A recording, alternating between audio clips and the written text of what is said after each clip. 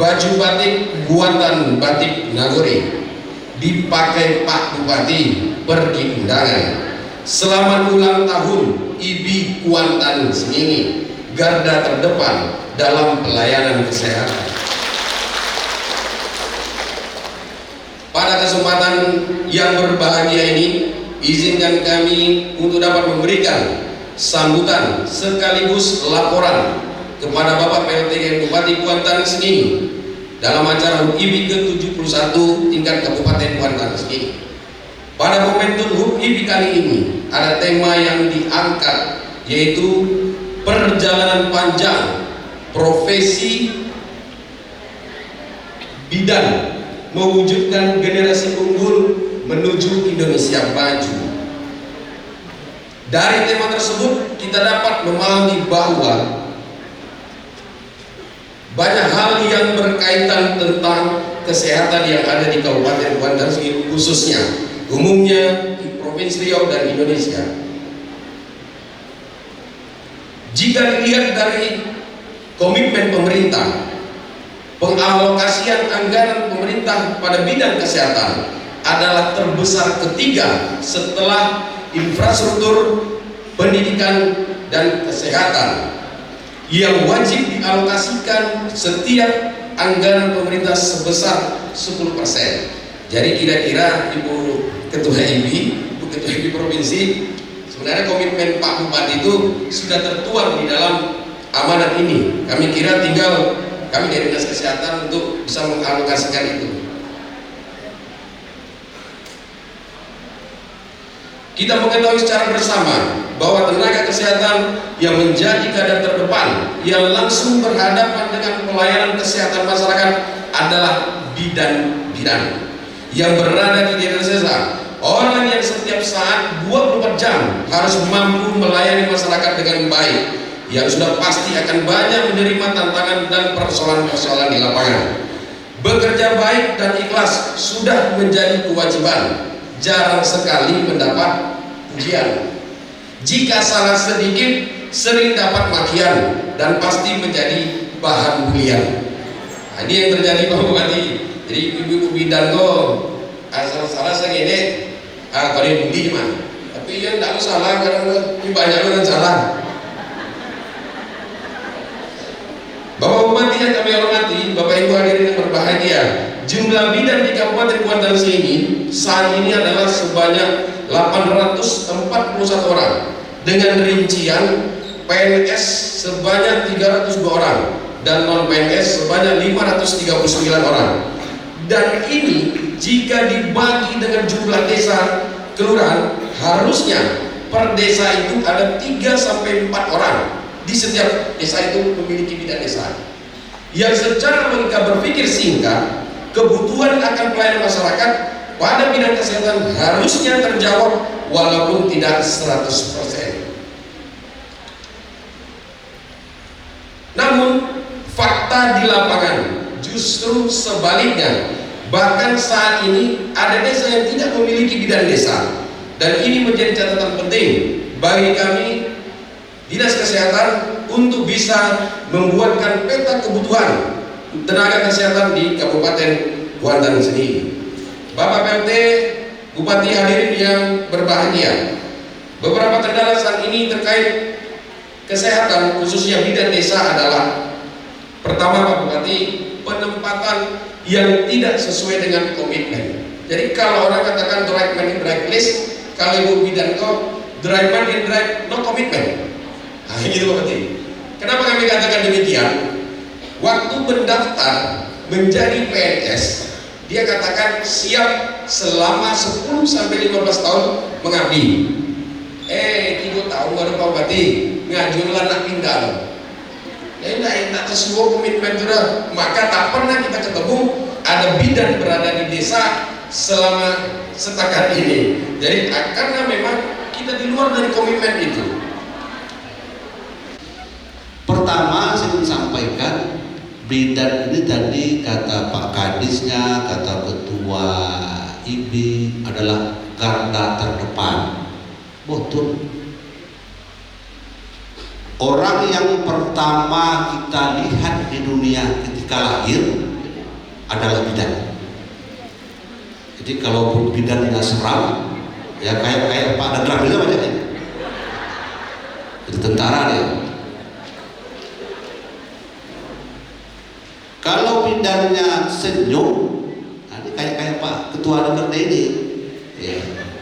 Kadang-kadang bayi itu senyum bu, tapi oleh bidan tokok-tokok, nangis juga akhirnya dia. Jadi kata orang kan setiap bayi lahir nangis, dan enggak juga ada yang senyum bu, tapi karena bidannya agak degil juga, ditokok-tokoknya anak tuh, nangis juga akhirnya dia kan. Tak ada suara doy. Karena bu, golak mungkin bidan ancang, mungkin itu golak.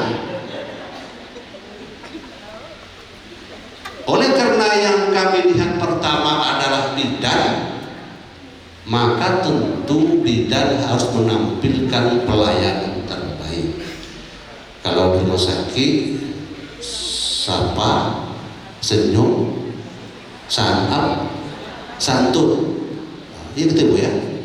Nah, sama kira-kira bu. Jadi melihat bayi lahir itu ya pakai senyum. Nah, kalau kami ini udah nikmati bu. Bidan kampung loh. Dan kampung itu pakai mangkuk api. Nah, pakai mangkuk api situ, kasihnya banyak, derajatnya 5. Dibaco-baco aja. Daun tarontang, ketika daun bali-bali, lapor nek bapak dan nalang duit nyarontang. Keluar aku hari-hari. Dengan hari-hari keluar. Itu aja bu. Dengan hari.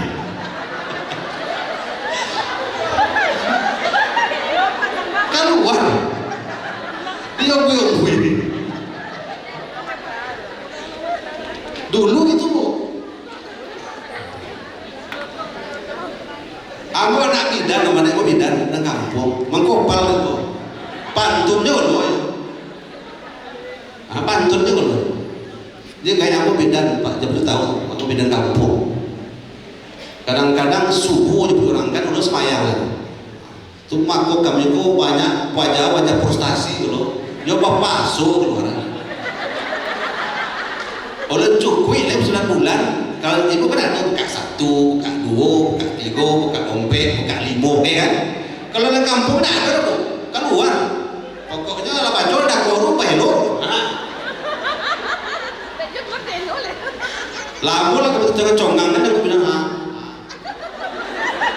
ketika lahir lah omak ada 20 rambutnya taburai-burai kan, siri terletak di 20 kan, manang ke bayi itu pak kue tangi kami itu, tak kue kami dan lahir, nampak omak itu kami tak kue, tuh Bang Muradi itu sehari setengah menangi, tak kujui itu bidangnya.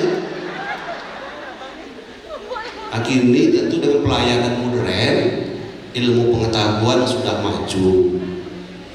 Ya kan, dengan cara pelayanan terbaik, tentu mulai dari sistem-sistem yang diatur oleh ketentuan protap kelahiran seorang bayi sudah dipelajari dengan kajian-kajian ilmuwan yang mumpuni. Ikuti, peralatan dicukupi, dan tentu bidan-bidan ini harus banyak sabar juga, karena kadang-kadang yang namanya orang mau melahirkan Pak, banyak kelakuannya di kampung kan, di kampung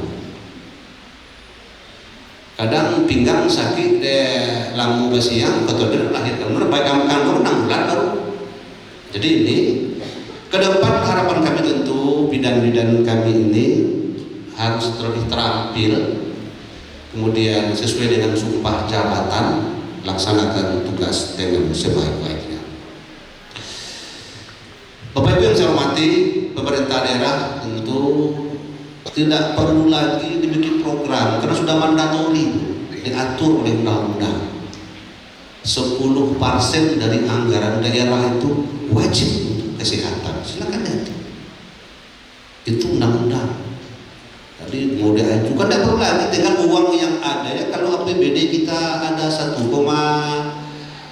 triliun berarti 120 miliar punya dinas kesehatan dan rumah sakit. Rencanakan dengan baik. Tidak bisa tawar-tawar. Itu undang-undang. Untuk kesehatan, untuk bidan, untuk perawat, rumah sakit, macam-macam. Puskesmas. Rencanakan dengan tak perlu visi-visi loh. Tak perlu RPJMD, itu undang-undang. Undang-undang itu wajib kita laksanakan.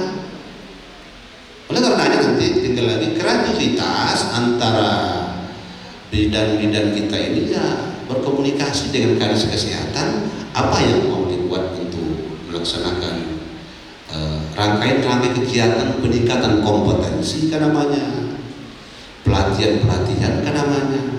Ya sekali-sekali bawa jalan keluar aja ke Batam mana gitu kan Bu. Masa di kampung terus ya. Bahwa kan hanya 800 orang itu ya perangkat 5 kloter Februari, kloter Mei, nah biaya masing-masing. Nah subsidi oleh kadisnya, subsidi. Apalagi yang TKS itu Pak Kadis, yang TKS itu kan kasihan juga itu, gajinya cuman tergantung kepada kegiatan. Nah ini tadi kata Ibu Ketua IDI Kuansi, persyaratan untuk daftar P3K terganjar karena SK barangkali. SK-nya SK kampus ya, kampus. Nah, nanti dibuatkan karena kalau memang ini harus SK kampus kan setingkat yang Planinas ya, yang diminta SK-nya.